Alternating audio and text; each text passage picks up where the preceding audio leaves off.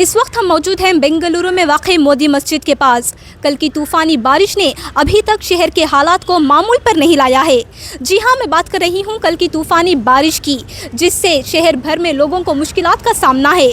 ना जाने कई मुख्तलिफ जगहों पर ऐसे बड़े बड़े दरख्त सड़कों पर गिर चुके हैं, कार डैमेज हो चुकी है, सड़कों पर पानी भर चुका है, जिससे ट्रैफिक बुरी तरह मुतासिर हो रही है। अगर आप मेरे पीछे देखते हैं तो ये बड़ा दरख्त जो पिछले 30 सालों से यहाँ पर मौजूद था, कल की तूफ़ानी बारिश की वजह से ये अभी सड़क पर गिर चुका है, जिससे गाड़ियों को आने जाने में बहुत ही मुश्किलात का सामना करना पड़ रहा है।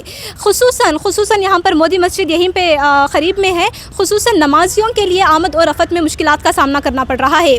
और साथ ही यहाँ के रिहायशियों ने बताया है कि इस बारे में इन्होंने हुकाम को इत्तला दी थी, लेकिन कल से लेकर अभी तक कोई कार्रवाई ही नहीं की गई। अगर मैं आपको कल ही का हादसा बताऊं तो वहां पर बोरिंग हॉस्पिटल के करीब एक दीवार मुनहदिम हो चुकी है, जिससे कम से कम 7 अफराद हिलाक हो चुके हैं, जिससे शहर भर को बड़ा धचका लगा है। आप क्या समझते हैं कि इसका जिम्मेदार कौन होगा? सवाल ये उठता है कि क्या इंतज़ामिया अभी चुप बैठेगी? आखिर ये कब तक ऐसा ही चलता रहेगा? आपकी क्या राय है, हमें कमेंट सेक्शन में आप ज़रूर बताएं। मज़ीद खबरों के लिए देखते रहें डेली सालार उर्दू डिजिटल।